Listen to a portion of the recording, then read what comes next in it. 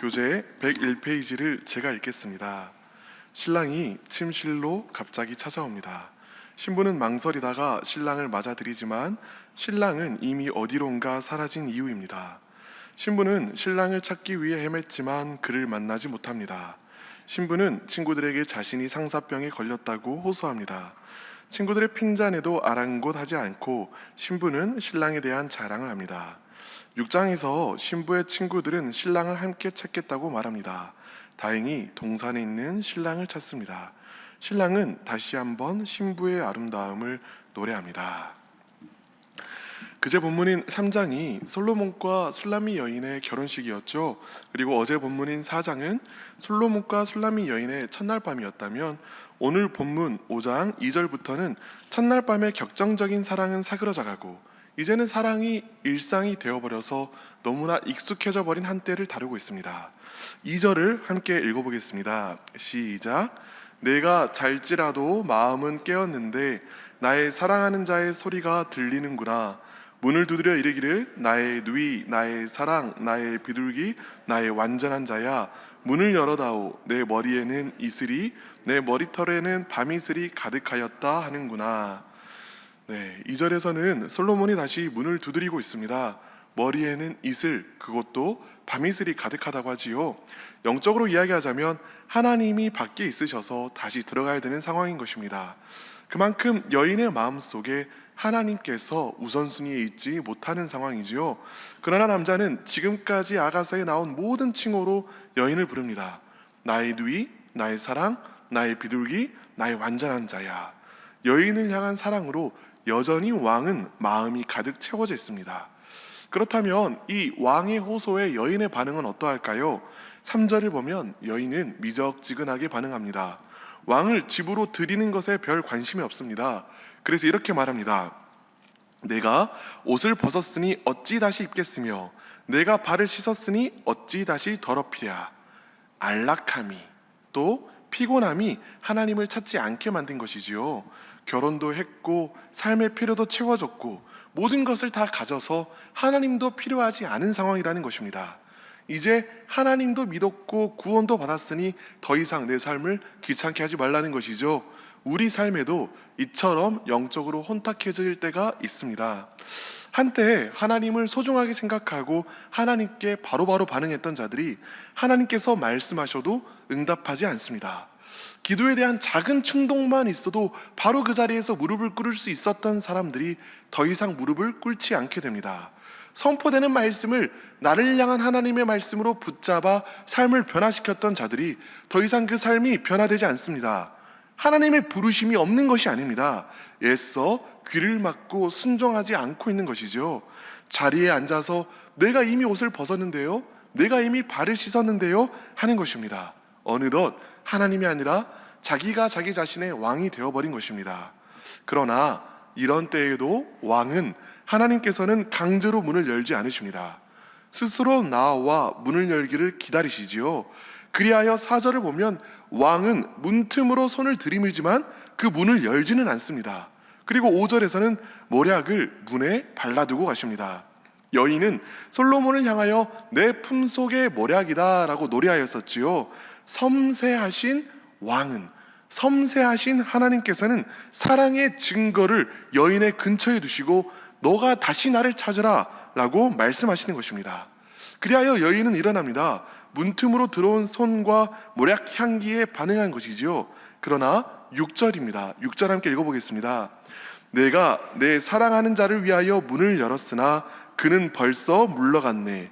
그가 말할 때 내 혼이 나갔구나. 내가 그를 찾아도 못 만났고 불러도 응답이 없었노라. 하나님과 함께 할 때 순간순간 하나님께 반응하는 삶을 살지 않으면 어느샌가 나 자신도 모르게 하나님과 멀어지게 됩니다. 우리는 하나님이 신실하신 분이라는 것을 매우 잘 알고 있습니다. 그렇기에 내가 문만 열면 하나님께서 당연히 그곳에 있을 것이라고 생각합니다. 그런데요 여러분, 하나님은 신실하실 뿐만 아니라 또한 섬세하신 분이십니다. 우리가 하나님의 마음을 무시할 때, 하나님의 사랑에 반응하지 않을 때 하나님께서는요 때때로 임재를 거두십니다. 그렇게 되면 하나님께서 나와 함께 하신다는 확신이 없습니다. 내 삶에 하나님의 역사가 나타나지 않습니다. 그러니까 새로운 간증이 없게 되는 것입니다. 기도도 깊게 되지 않습니다. 말씀이 나를 향한 말씀으로 들리지 않습니다. 영혼의 어두운 밤이 시작된 것입니다. 사랑하는 여러분, 하나님께서 나와 함께 하신다는 것을, 하나님의 임재를 소중하게 생각해야 합니다. 바울은 이렇게 말합니다. 하나님의 성령을 근심케 하지 말라. 너희가 그 안에서 인치심을 받았느니라. 성령을 귀하게 여기고 근심케 하지 말라고 하는 것입니다. 하나님의 임재를 소중히 한다는 것이 무엇일까요? 나와 함께 하시는 하나님의 마음을 생각한다는 것입니다. 하나님은 인격이시지요. 하나님은 기뻐하고 즐거워하시며 때때로 슬퍼하시고 아파하십니다. 우리는 우리와 함께 하시는 하나님과 더욱 함께 하기를 원하면서 하나님께 기쁘게 하는 것이 무엇인지, 하나님을 슬프게 하는 것이 무엇인지를 알아 자꾸 하나님의 마음을 돌아보고 생각할 줄 알아야 합니다. 그리하여 하나님께 순종하는 자들이 되어야 합니다. 첫 번째 기도 제목입니다. 하나님의 임재를 소중히 여기게 하소서. 하나님의 임재를 소중히 여기게 하소서. 이어지는 7절에서 여인이 밤에 자리에서 일어나서 왕을 향한 그리움으로 왕을 찾아 나설 때 성 안에 순찰하는 자들이 갑자기 여인을 때리고 겉옷을 벗깁니다. 사실 맥락을 이해할 수 없는 상황이죠. 어찌 왕의 아내를 이리도 함부로 대할 수 있단 말인가 하고 생각하게 됩니다. 그런데요, 이처럼 맥락을 알 수 없는 고난이 하나님을 찾는 중에 때때로 우리 삶 가운데에도 일어납니다. 그 순간 사단은 아니 왜 이런 것이냐, 내가 하나님을 열심히 찾고 있는데 내 삶이 어떻게 이런 일이 있을 수 있느냐, 차라리 찾지 않을 것을 그랬다 하는 생각을 우리 마음 가운데 불어 넣으려고 합니다. 그러나 사랑하는 여러분, 이해할 수 없는 고난으로 인하여 좌절하게 되는 것이 아니라 이해할 수 없는 고난으로 인하여 더욱더 하나님을 찾는 우리 되기를 간절히 바랍니다. 하나님께서는 여인을 떠나기 전에 모략을 그 문에 발라두셨습니다. 네가 나를 찾으면 찾게 될 것이라는 약속이죠. 상황과 환경에 절망하지 않고 하나님께서 남겨주신 하나님의 약속을 붙잡아야 합니다. 우리에게는 어떤 흔적이 있습니까? 하나님의 약속의 말씀이 있습니다. 아무것도 느껴지지 않을수록 우리는 더욱더 간절하게 하나님을 붙들어야 합니다. 하나님의 임재가 느껴지지 않을 때에도 주신 약속을 붙잡아 하나님을 더듬어 찾아가야 합니다. 여인은 감사하게도 좌절하는 것이 아니라 하나님을 더욱 찾는 편을 택하였습니다. 이제는 8절과 9절에서 예루살렘 여인들에게 왕을 함께 찾아달라고 요청합니다. 예루살렘 여인들은 도대체 무엇 때문에 남편을 그다지도 애타게 찾고 사랑하는지를 묻습니다. 그리고 여인은 대답합니다. 10절부터 16절까지가 이어지는 남편에 대한 여인의 묘사입니다. 예루살렘 여인들에 대한 답변인 것이죠. 여인은 내 사랑하는 자의 피부를, 머릿결을, 눈을, 뺨을, 입술을, 손을, 몸을, 다리를, 입을 노래합니다. 앞서 4장에서는 남성이 첫날 밤에 아내를 눈앞에 두고 이 여인의 아름다움을 묘사했는데, 여인은 지금 남편을 찾는 상황에서, 남편을 보지 못한 상황에서 남편을 그리워하며 애타게 찾고 있습니다. 하나님을 보지 못하면서 하나님을 찾는 이 모습이 우리가 하나님을 목말라 하며 임재를 구하는 기도와 얼마나 닮았는지요. 여인은 지금 왕의 아름다움에 잠겨 왕의 아름다움을 노래하고 있습니다. 이것은 왕이 주는 것을, 왕이 주는 선물을, 왕이 주는 지위를 기대하고 기다리는 것이 아닙니다. 왕이 가진 재력과 권력과 명예를 노래하는 것도 아닙니다. 여인은 지금요, 술람미 여인은 지금 왕, 그분 자신을 노래하고 높이는 것입니다. 마찬가지로 우리 역시도 하나님의 아름다움에 잠겨 하나님의 아름다움을 바라보며 하나님을 높이고 경배해야 합니다. 그때 하나님의 임재를 강력하게 느끼게 되는 것이죠. 이것이 평생 다윗의 고백입니다. 내가 여호와께 바라는 한 가지 일 곧 그것을 구하리니 내가 내 평생에 여호와의 집에 살면서 여호와의 아름다움을 바라보며 그의 성전에서 사모하는 것이라. 시편 27편 3절입니다. 다윗의 갈망이 무엇입니까? 다윗의 열망이 무엇입니까? 하나님이 임재하신다라고 말씀하신 바로 그 성전에서 평생 머물러 살면서 하나님의 아름다움을 바라보면서 하나님을 갈망하는 것, 그것입니다. 여인은 지금 당장 왕을 만나지는 못하고 있지만 왕을 갈망하며 왕을 원하며 왕을 목말라 하고 있습니다. 마찬가지로 하나님께서는 자신의 임재를 잠시 거두심으로써 더욱 하나님을 바라보고 갈망하도록 만들어 주십니다. 그리고 이 갈망이 우리 안에 있을 때 우리의 주변 사람들도 함께 변화됩니다. 누군가 하나님을 전심으로 열망하고 전심으로 갈망하면 그 갈망함이 전파되어서 주변 사람들도 함께 변화됩니다. 6장 1절에서 예루살렘 딸들은 여인의 갈망을 보고 이제는 우리도 내 사랑하는 자를 함께 찾아 떠나겠다라고 말합니다. 그리하여 마침내 여인은 솔로몬을 찾아냅니다. 2절 함께 읽어보겠습니다. 6장 2절입니다. 시작.